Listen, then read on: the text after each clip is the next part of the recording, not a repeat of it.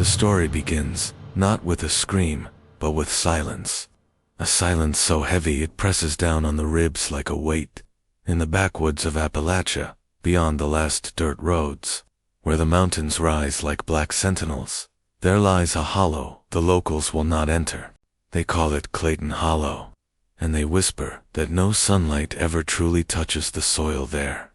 For what lived in that place was not entirely of this world. It was the Clayton family, an isolated bloodline, twisted inward upon itself, bound by secrecy, fear, and hunger. What was born in that hollow would come to haunt Appalachia for generations. The Claytons had not always been monsters. Once, they were settlers like so many others, carving a life out of the unforgiving mountains in the mid-1800s. But they chose isolation.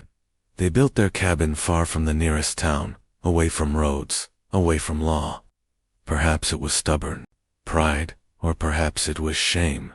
No one knows for certain. But in their self-imposed exile, the Claytons began to fold in upon themselves, taking kin for husband and wife, brother for bride, daughter for mother. Their blood grew tangled. Their children were born pale, misshapen, with wandering eyes and mouths that hung open in unnatural ways. Some never spoke at all, others never walked upright, and yet the family endured. They endured because the mountains gave them nothing else but survival, and survival at any cost became their creed. At night, when wind shrieked through the trees and coyotes wailed on the ridges, smoke could be seen curling from the chimney of the Clayton cabin. But the smell that drifted downwind was wrong. It was not the smell of venison or rabbit or beans simmering on a hearth. It was the acrid, metallic stench of flesh meat that no one could place. Meat that stirred something primal in the stomach, the kind of odor that makes a man look over his shoulder. Hunters who strayed too close reported seeing figures crouched in the tree-line, gaunt, pale, slack-jawed creatures watching them with eyes that gleamed in the dark. Some swore these were not men at all, but ghosts of the mountain. Others knew better. They were Claytons. By the time whispers reached the nearest town, families were already missing. A trapper vanished without trace. A young woman walking home from a church gathering was never seen again. Search parties combed the hills, but found nothing but bones, scattered in shallow pits, gnawed clean as if by animals. But animals did not leave boot prints. Animals did not braid hair into grisly keepsakes, or hang bones above a cabin door like trophies. Still, the sheriff hesitated to ride into Clayton Hollow. He knew what others would not say aloud, that blood called to blood in that family, and that madness had been fed for too many years to be uprooted without violence. For now, the townsfolk pretended not to see, not to hear, not to smell. They prayed that if they left the Claytons alone, the Claytons would return the favor. But hunger has no borders, and in Clayton Hollow, hunger was a god. The woods grew restless. The people in town began to whisper more boldly, though never above a hush. Because silence, too, had become a kind of superstition. To speak the Claytons' name aloud was to call their eyes upon you. And yet, the signs could not be ignored. Livestock gutted and left to rot on fields. Root cellars raided. The shelves stripped bare. And in one unspeakable instance, a child's shoe found in the mud at the edge of the hollow. Laces torn, its tiny impression leading nowhere but into the thicket, where the trees grew so close together no daylight could follow. The sheriff could no longer look away. He gathered a handful of men, rifles slung over their shoulders, lanterns in hand, and rode toward Clayton Hollow. The horses balked at the edge of the ridge, ears flat, eyes rolling as if they sensed what their masters could not see. So the men went forward on foot. The forest closed around them like a mouth swallowing its prey. The air was damp, thick, smelling of rot and stagnant water. Every branch they broke underfoot seemed too loud, echoing as though the woods themselves were warning them back. And then they saw the Clayton cabin. Crooked logs stacked one atop the other, its roof sagging, its windows black holes that swallowed their lantern light. Bones hung from the eaves like charms, rattling softly in the night breeze. Skulls, too small to be deer, were nailed along the frame of the door. The men did not speak. Their silence was not courage. It was dread. The sheriff raised his hand, and they stepped closer. But before they reached the threshold, a sound drifted. From within, a low murmur, broken, guttural, almost like chanting. Then came a laugh, shrill and childlike, followed by another, deeper, more bestial, like the rumble of an animal. The lanterns shook in the men's hands, and in that moment, the door creaked open. A figure stepped into the lantern glow. It was a boy, no older than 12, his head too large for his body, his eyes wide and wandering in different directions. His mouth hung slack, drool glistening at his chin. He clutched a strip of raw meat, and as the men watched, he raised it to his lips. His teeth sank in, tearing flesh. Blood ran down his chin and onto his shirt. The boy did not speak, did not scream. He only stared, his misaligned eyes fixed on them as if he were gazing at all of them at once. Behind him, shadows shifted half-glimpsed. Shapes of others. A woman crawling on all fours, hair dragging in the dirt. A man hunched and twisted, his arms too long, his movements jerky, insect-like.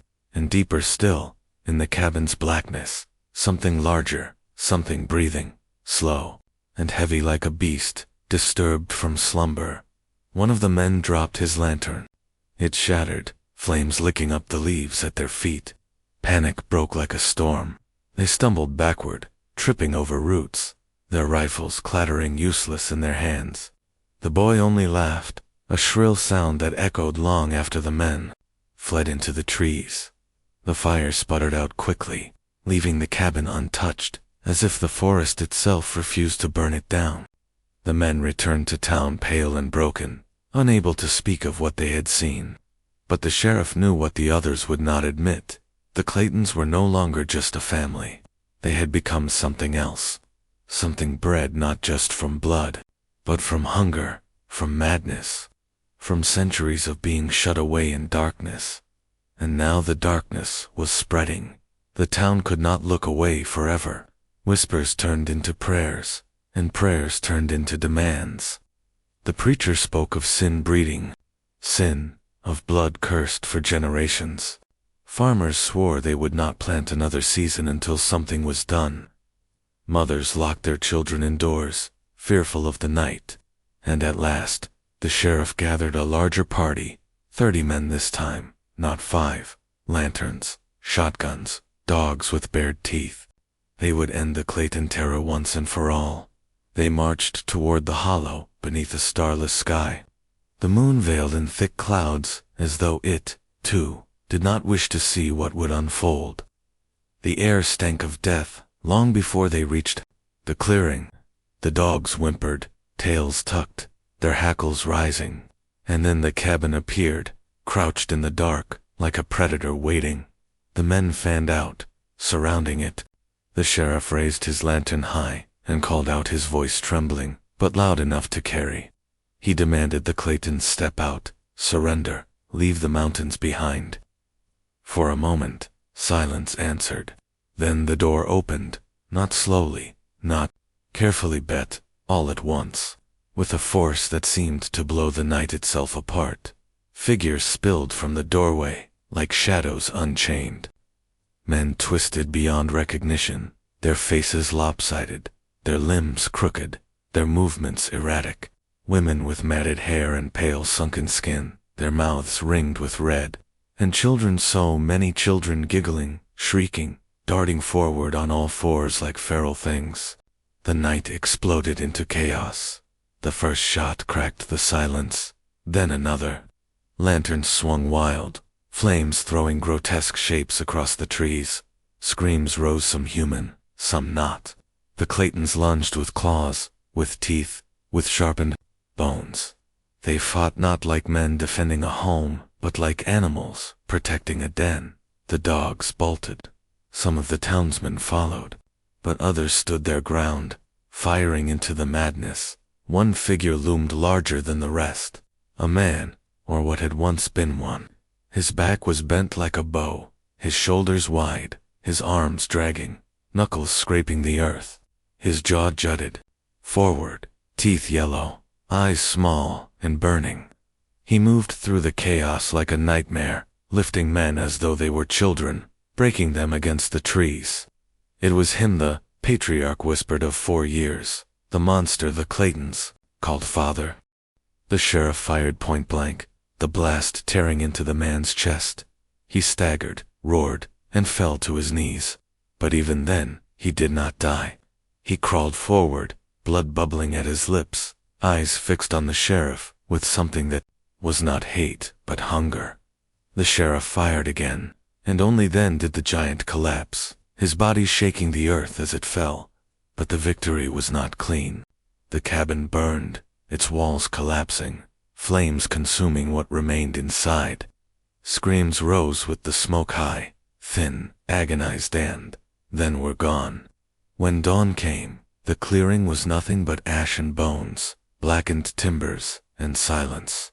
The town buried its dead quickly, their names spoken softly, their graves unmarked at the family's request. As for the Claytons, no marker was set, no record written.